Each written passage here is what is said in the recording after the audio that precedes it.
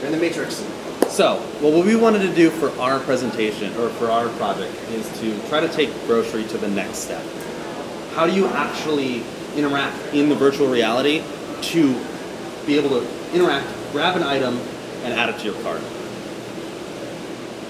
So for this particular one, the way it works is you have your hands, you actually reach out, the object will highlight once you get close to it, you can then grab it, and then be able to place it into your cart.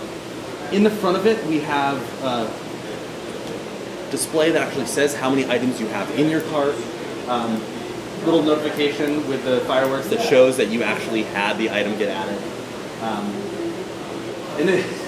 In addition, you can page through each of these shelves. So if you want to see more products, more results, you can click some of the buttons to get access to other items that normally you get by tabbing through from a next page or scrolling or any of that.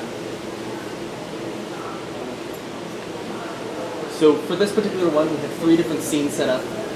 If you want, we can have it in Fantasy 1, which is Skyrim. We have a Woodlands one and a Mountain one. So what this does, it allows you to, whether you're in a store shopping or you're at home shopping, you can do it wherever you want. It allows them to have a truly personalized experience. A few of the other things that we're experimenting with this one that we went beyond with our last project was we wanted to experiment with, like, how are you going to interact with the products and see details about it. So if you saw while she was picking up different products, we had slide outs coming on them, and so we could put different product details, sale information, and we want to see, like, how could we represent that. So we kind of went with like a futuristic hologram, but we were thinking, like, well, what if we themed it to this? We could have it be like a scroll or something, and trying to experiment with different ways of interacting with things. Saw the display on the cart. Can do different level?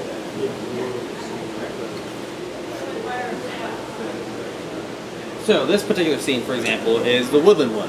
So like Skyrim, it's just a totally different scene, same products. You can then theme anything differently, like the shelves. You can even theme hands differently. Anything you want to make it fit what your experience you're trying to have. Do you guys have any questions at all? The products, where are they from? We made those for our last FICA, so we reuse those. Those ones are hard-coded. Same with the product data. The stretch goal is obviously actually hooking this up to our API and be able to say, hey, search for grocery. You know, you could use like an Echo kind of voice activation to be able to search results based on that, and then all of those results are from our product API. Yeah, we wanted to focus on getting the experience down so that people can think about and actually experience the ideas that we were floating around. But yes, the next step would be integrating with the TP API, probably using voice to do search, and then actually putting the products on the shelf. You know, that's one of the biggest challenges we'll have with expanding this, taking it further, because we don't have all the product assets, right? You see very nice cereal boxes and soda cans here, but we don't actually have those assets for our whole product inventory. So we probably need to use generic assets. And that's where you see the slide out. The information, when you grab it, has a slider.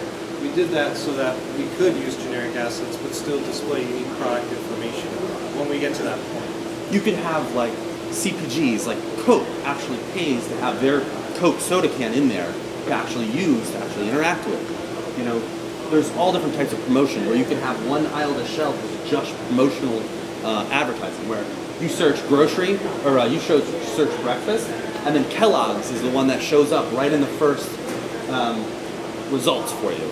You can search, you could then do almost anything with that.